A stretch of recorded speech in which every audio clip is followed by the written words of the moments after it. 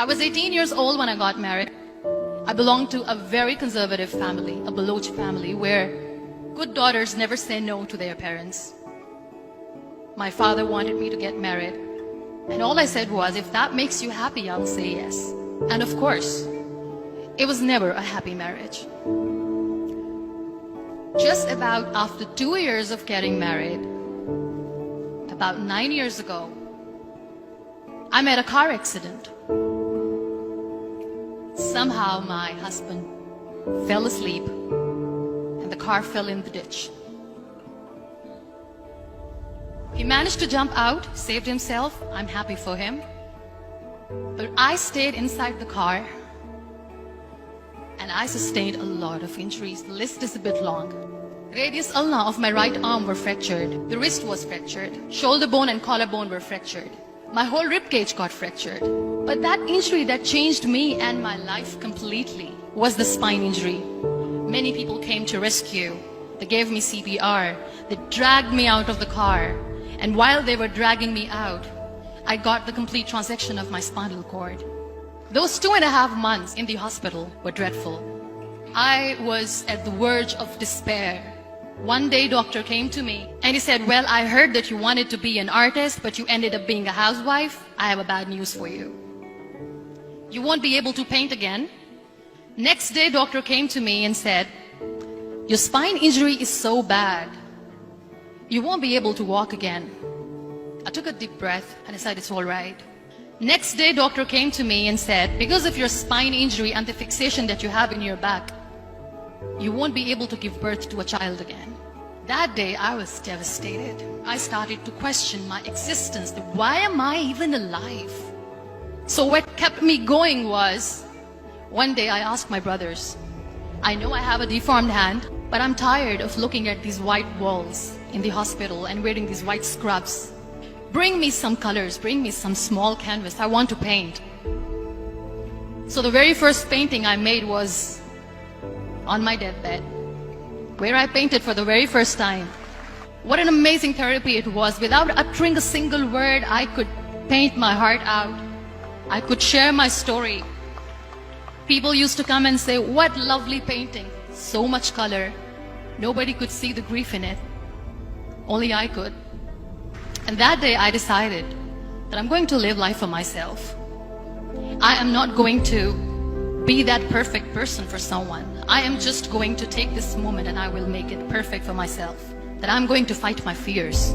So I wrote down one by one all those fears. And I decided that I'm going to overcome these fears one at a time.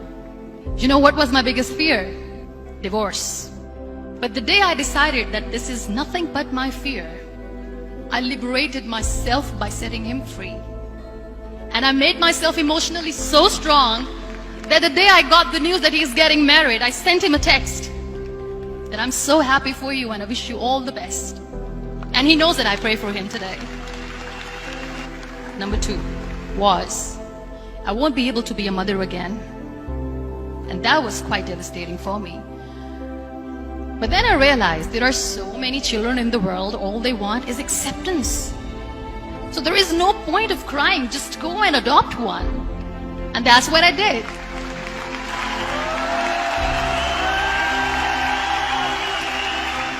I gave my name in different organizations, different orphanages, and I waited patiently. 2 years later, I got this call from a very small city in Pakistan. I got a call and they said, are you Muniba Mazari? There is a baby boy and would you like to adopt? I could literally feel the labor pain. I said, yes, yes, I am going to adopt him. I am coming to take him home. And that day, I was 2 days old, and today he's 6. You know, when you end up being on the wheelchair, what's the most painful thing? People think that they will not be accepted by the people because we, in the world of perfect people, are imperfects. So I decided to appear more in public. I started to paint. I have done a lot of modeling campaigns. I decided that I'm going to join the national TV of Pakistan as an anchor person. I became the National Goodwill Ambassador for UN Women Pakistan, and now I speak for the rights of women, children. I was featured in BBC 100 Women for 2015. I'm one of the Forbes 30 under 30 for 2016. So when you accept yourself the way you are, the world recognizes you. It all starts from within. We have this amazing fantasy about life. This is how things should work. This is my plan. It should go as per my plan. If that doesn't happen, we give up. I never wanted to be on the wheelchair. Never thought of being on the wheelchair. This life is a test and a trial, and tests are never supposed to be easy. So when you're expecting ease from life, and life gives you lemons, then you make the lemonade, and then do not blame life for that. It is okay to be scared. It is okay to cry. Everything is okay, but giving up should not be an option. They always say that failure is not an option.